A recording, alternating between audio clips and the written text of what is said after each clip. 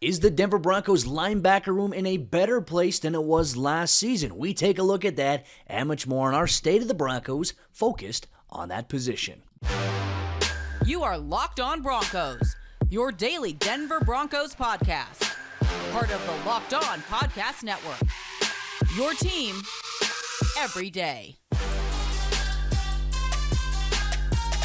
What's happening, Broncos country? Welcome into a brand new episode, Locked On Broncos, your daily Denver Broncos podcast, part of the Locked On Podcast Network, your team every day. To get the latest episode as soon as it is made available, make sure you hit that subscribe or that follow button for free on YouTube or wherever you get your podcasts. Thank you so much, Broncos country, for tuning in and making Locked On Broncos your first listen of the day every single day. I'm your host, as always, Cody Roark, Broncos reporter for Mile High Sports, joined alongside, as always, by my co-host, Sayre Bedinger, site expert, predominantly orange.com. Through the next couple of weeks as we build up toward the NFL draft, we're going to take a look at a state of the Broncos. We're going to go position by position, and we're going to provide a little bit of an insight and our perspective, and we want your perspective as well, Broncos country, as to whether or not the position rooms that we cover, are they better right now on paper than they were last year heading into the offseason? We're going to continue the conversation here today with linebacker, inside linebacker specifically, Sayre, and obviously a room that features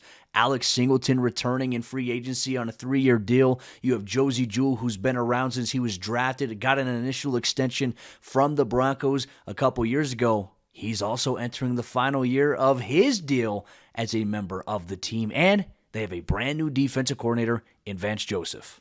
They do, Cody, and we have a situation here where the inside linebacker position in 2023, it just might be that one position that we look at on the roster. Obviously, we haven't gone through every single position. We haven't talked through, hey, here's what we think about all these. We're kind of taking this day by day here in terms of reviewing the roster, taking a state of the Broncos roster, right?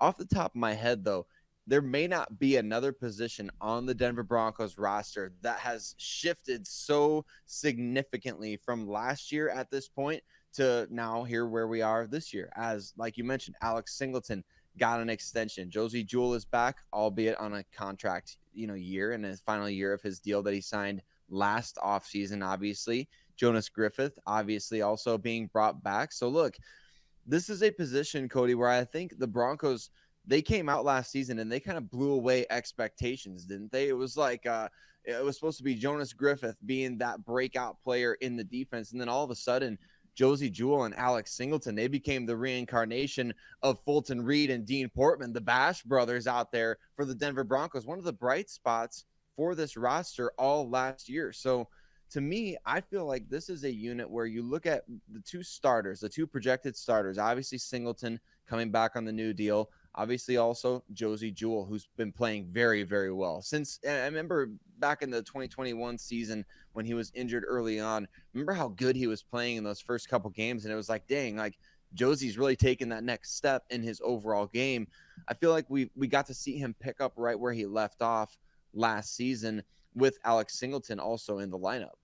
It was good to see, and you and I, as we've said so many times on the show, that last year we felt like the Broncos linebacker position in the offseason at this very point last year, we're like, wow, they're not really moving the needle. They're not doing anything, and we were wrong. We've eaten our, massive plates of crow, especially when it comes to Alex Singleton, because we thought, okay, hey, this is going to be a special teams move only.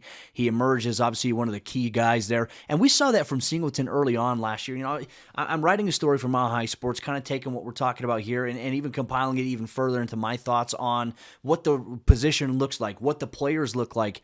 Alex Singleton started week 1 against the Seattle Seahawks, right? Because initially it was supposed to be Jonas Griffith and Josey Jewell as the two projected starters there.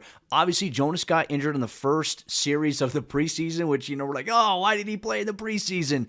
And Josey ended up having, I think it was a soft tissue, I think it was a hamstring injury that impacted him from not being available week 1 against the Seattle Seahawks.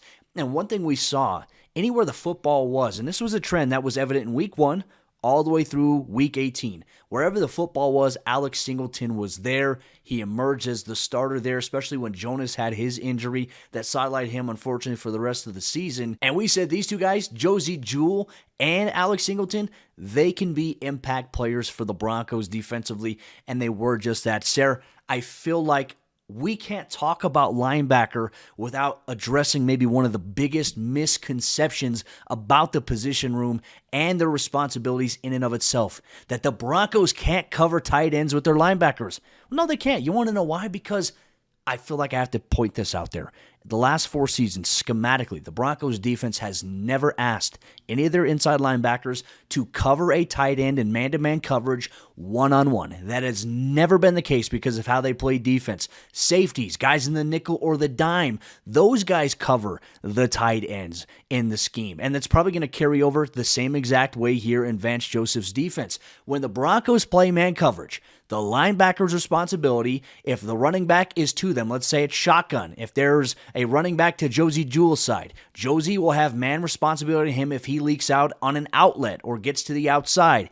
And if it's on the opposite side, Alex Singleton will have that. Or after the snap, if that running back shows a look going one way and comes back the other, that communication has to be there, and they're always looking for that. That's their responsibility. They will spy the quarterback at times, and when they drop back into coverage, it usually indicates zone, and they're going to cover that middle hook and sometimes the hook to curl depending on the depth and depending on if they're sending pressure from one side. I just think we have to clear up the misconception that the Broncos don't have any linebackers who can cover tight ends. That's because they've never made them do that in this scheme. It's something I'm very fired up about because we do see it every single year, especially as we start getting to mock drafts. The Broncos need someone who can cover tight ends at the linebacker position. That's not how it is working in today's NFL. That's not how this defense is formulated. Cody, do you mean to tell me that not every NFL team has a Fred Warner just growing on trees? I mean, what are you talking about here? You don't have a linebacker to cover tight ends. No, I'm obviously kidding, but look, like there's maybe 1 or 2 guys that you could think of off the top of your head that's like, oh yeah, that linebacker you could trust him, to cover Travis. Who's covering Travis Kelce? How many times are you watching, just everybody listening, me and Cody included here, how many times are you watching a broadcast at home and a running back goes out on a wheel route and a linebacker has to cover him because you are in man coverage? And what ends up happening is the announcer says exactly this. They say something like, oh, wow, that was a true mismatch that they found out there. Why is it so different when we're talking about tight ends, right? I mean, the tight ends that are coming up in the NFL right now, they're basically big wide receivers. So I don't understand why everybody thinks there's this magical formula for linebackers to go cover tight ends these days. But at the same time, we're like, oh, that was such a mismatch. You got a running back on a linebacker in coverage. I think it's more of a mismatch to try to put a linebacker on a tight end these days, especially when you're talking about guys like Travis Kelce, Mark Andrews. I mean, heaven forbid the Broncos ever put a linebacker on Mark Andrews. My goodness, like it's just it doesn't work. There's a very few guys in the NFL that can do it. Like you said, man, I would love to see what people think is bad objectively about Alex Singleton or Josey Jewell in their coverage. Cody, like you mentioned, when they are asked to drop in zone, what do these two guys do better than most linebackers, I would say, that have come through Denver in recent years? They play instinctually. They are very, very much dependent, I'll say, in terms of being in the right place at the right time. Like Josey Jewell doesn't run a 4.4 40-yard dash. I'm pretty sure Alex Singleton doesn't either. There are some linebackers who do that, but the speed at the linebacker position is overrated, in my opinion, by comparison to knowing your job, knowing your assignment, knowing where you're supposed to be, meeting the ball where it's going, and kind of being that heat-seeking missile in that sort of way. Like, you can't just say to a linebacker anymore, why is Devin Bush? Remember how badly Broncos fans wanted Devin Bush in the 2019 NFL draft, Cody? Why is he off the Pittsburgh Steelers right now, right? I mean, I'm just saying. I mean, that guy, he could run a 4.4. I mean, he's a heat-seeking missile out there. I'd rather have the guys that know where they're supposed to be at the right place at the right time.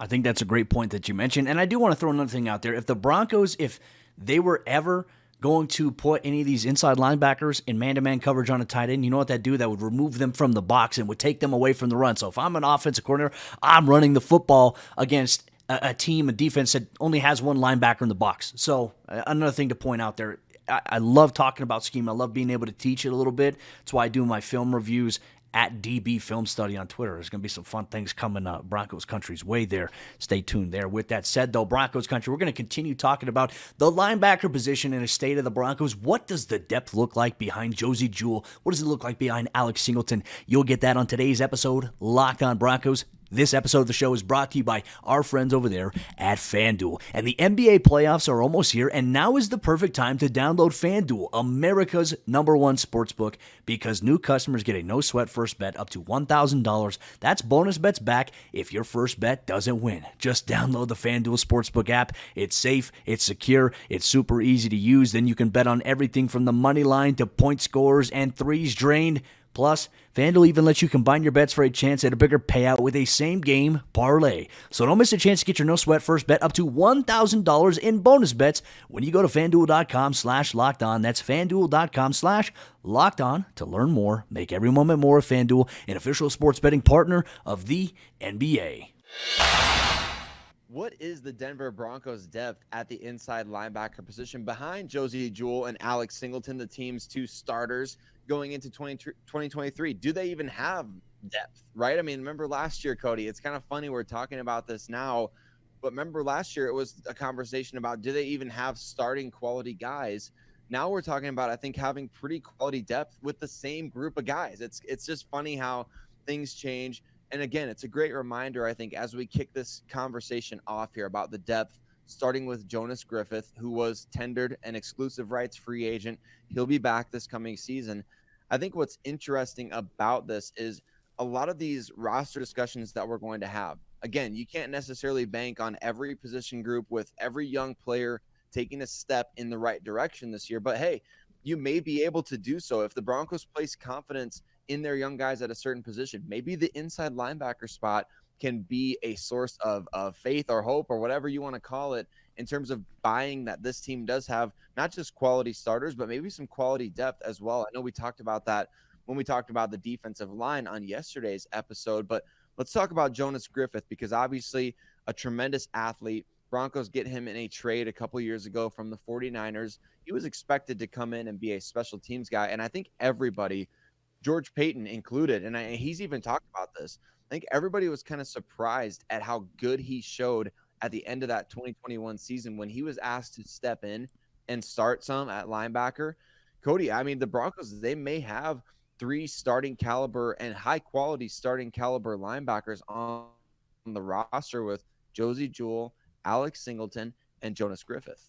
Well, not even that, too. When they played Derrick Henry and the Tennessee Titans this past season, they went with a little bit of an unorthodox approach, and they put out 3 starting linebackers there. And Jonas, Alex Singleton, and Josey Jewell, they each got the start, and they held Derrick Henry at under 60 yards rushing in that game. Unfortunately, the Broncos offense couldn't help them out, which was extremely disappointing with that. I like Jonas Griffith, and I think his return coming back, especially from the foot injury, is big.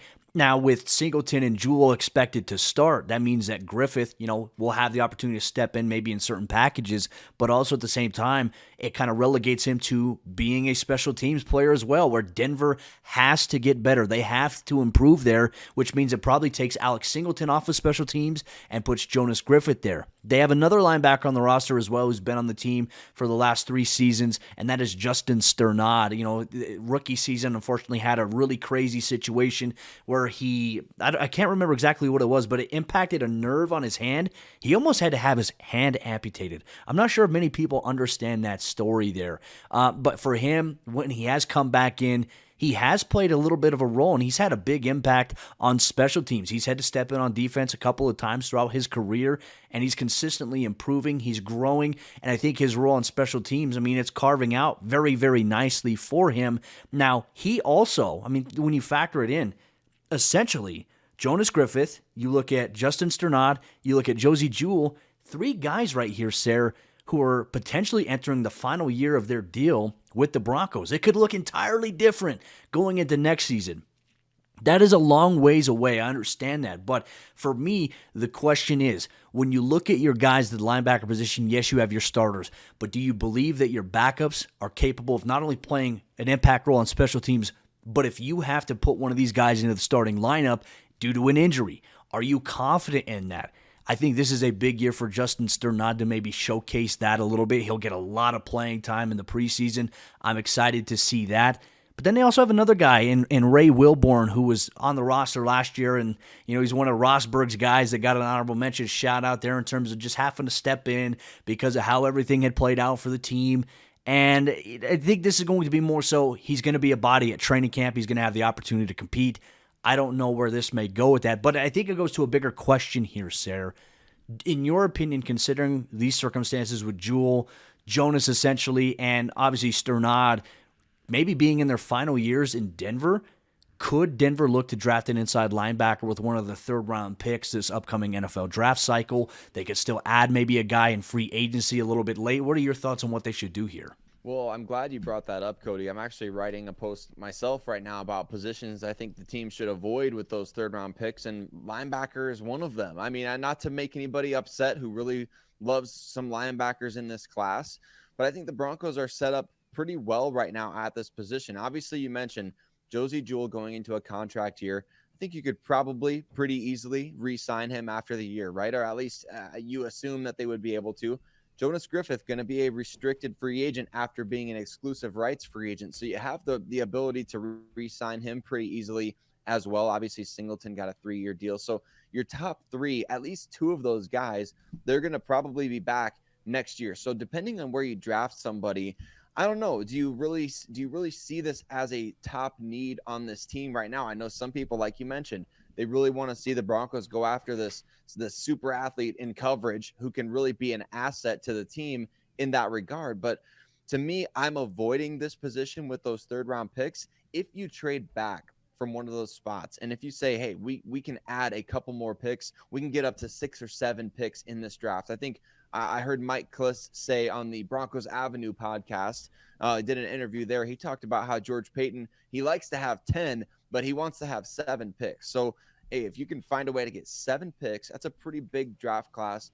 I would be okay with the team going after a linebacker in that regard. And actually, as we're recording this, Cody, just a confirmation of something that, again, Mike Kliss already reported this, but Texas linebacker DeMarvion Overshown, he's visited the Broncos or will visit the Broncos leading up to this draft process. So that's one of those linebackers that I think he's got the coverage ability or the range, or the height, weight, speed type of guy, just like Jonas Griffith is, although maybe a bit more refined in those coverage skills. So I think the Broncos will look to maybe draft somebody at this position. Obviously can't have too much depth. Quality depth is always good at every position. But with those third-round picks, I think I might steer away from that linebacker position. Depth is great. Having competition during training camp, I think, is always great. And I think maybe having guys who balance each other out. When I look at Josey Jewell, I see a guy who is consistently going after, the football, right? He's a run plugger. And I look at Alex Singleton. I think Alex Singleton kind of has a hybrid nature to him when we're looking at how he plays. Not only is he very instinctual when dropping back into coverage playing zone, he knows where the football is. Heck, that's why he led the team in tackles with 163. He reads guards really well. He reads the flow of things. Can you have balance, right? It's not necessarily always about having speed, but when you have guys, and I think Singleton's deceptively quick. I think he's underrated with his speed aspect and what he provides to Denver defensively. I think the bigger question through all of this, how will it look in Vance Joseph's defense? Is it going to be Vance Joseph's defense that we saw in Arizona, or is it going to be a hybrid of what we've seen Denver run under Vic Fangio and Ejiro Evero with Vance Joseph? To me, these are questions I have. We probably won't have this answered a little bit until we start seeing some practices at training camp, see some preseason, and obviously once we get to the regular season, it'll kind of lay out the appetizers for maybe what to expect for a majority of the season. And linebacker is definitely going to be one of the more important positions that you have to maintain and have production at. I think Jewell and Singleton provide that. Jonas Griffith can provide that as well. Will they add any more depth going into training camp is a huge question that we have for you, Broncos country. Make sure you answer down below in the YouTube comment section, or you can tweet us on Twitter at Cody Roark NFL, at Sayre Bedinger, at Locked On Broncos if you are listening on your favorite audio podcasting platforms. But on today's episode of the show, we're going to give our final verdict. Is the Broncos linebacker room better right now than it was last year? You're going to get our opinion on it. We want yours as well. You'll get that on today's episode, Locked On Broncos. But let me tell you about the NFL Draft Buzz newsletter that we have here at the Locked On Podcast Network. If you know about draft newsletters, a lot of them cost money. They want you to pay to get access to it. Well, guess what? The Locked On Podcast Network, as we build up to NFL draft season, they have a free newsletter for you, the NFL Draft newsletter, where you can go to www.lockedonpodcast.com/newsletters, and you can sign up for a free NFL Draft newsletter. Not to mention, you can curate it as well. You can select your favorite teams across the NFL, NBA, NHL, MLB, college sports, and you'll get newsletters that are curated for you. And you each week, when it comes to the NFL Draft newsletter, you get a top story from NFL draft expert Luke Inman, a top 5 ranking, and you get links to great draft content across the Locked On Podcast Network. So make sure you check it out today, lockedonpodcast.com/newsletters to sign up for free. Are the Broncos better on paper at the linebacker position right now going into the season than they were last year? Thank you so much, Broncos country, for tuning in and making Locked On Broncos your first listen of the day. Every single day, you can get this podcast free and available everywhere you get your podcasts in audio format, or you can watch us on YouTube. So make sure you hit that subscribe or that follow button for free so you never miss out on an episode as soon as it is made available. Sayre, we're taking things to court here, and we're always eager for Broncos country's thoughts as well. The verdict is in, and I want to ask you first, my friend, when it comes to the Broncos linebacker room and whether or not they're better right now going into the season or going into the training camp than they were last year, how do you feel about it? Cody, I'm going to say yes, they are better, especially on paper this year. When you look at this unit, last year, what we were talking about, we were kind of talking about this position group is maybe the worst on the Denver Broncos roster overall. And now I look at it as one that, hey, you could probably sleep pretty easily at night knowing that you've got a couple quality starters here. You've got a quality depth piece in Jonas Griffith that last year, as of training camp, when he was fully healthy, he was being talked about as potentially the breakout player on that defensive side of the ball. So not only do you have guys that have stepped up in big ways, guys that can contribute on special teams, like all 4 of these top 4 guys are quality special teams players. We know the Josey Jewell thing, he got injured, on kick coverage in 2021, but they're all quality special teams guys. They're all quality when they ask to go out there on the field and start at linebacker. Besides, we haven't really seen a ton of that from Justin Strnad, but like you mentioned, he's probably going to get plenty of run in the preseason to prove that he can take that next step as, an off-ball linebacker, not just a special teams guy. Although it sounds, Cody, like he may be hunting you a little bit on special teams. He may want you to go out there and return a punt to show you, just how good he is in coverage from what you've told me. But I like this position group. I think it's way better on paper than last year, especially when you consider kind of what the narrative was that last year at this time, they were maybe the worst position group on the team. I know you and I both felt that way, and I think we expressed our concern about, like, hey, this is the Broncos linebacker depth, and we were talking about, you had Josey coming off that major injury, you had Alexander Johnson who was coming off a major injury as well, right? Denver lost 2 of their key starters in that season specifically, and we were all sitting here like, yeah, the linebacker room is a concern, but Josey validated that it wasn't. Alex Singleton came up and proved that, hey, you don't have to worry about it because these 2 guys are capable. We know Jonas Griffith is very capable. I even want to mention as well, like we saw in the preseason before he got injured with the dislocated elbow, Jonas Griffith and Alex Singleton actually look pretty damn good together. So, right, like maybe there is an option there. Like if this is Josey Jewell's last year and if the Broncos are not going to bring him back after 2023, maybe they roll with Singleton and Jonas Griffith as the 1-2 punch there with that. And I tell you this, like Jonas Griffith, he is unbelievably athletic. The dude probably has the best physique on the team, like chiseled out of stone, fast, strong, physical. He probably is the scariest dude on the football field when you talk about like body type and things like that. Can he stay healthy? I know he suffered that foot injury.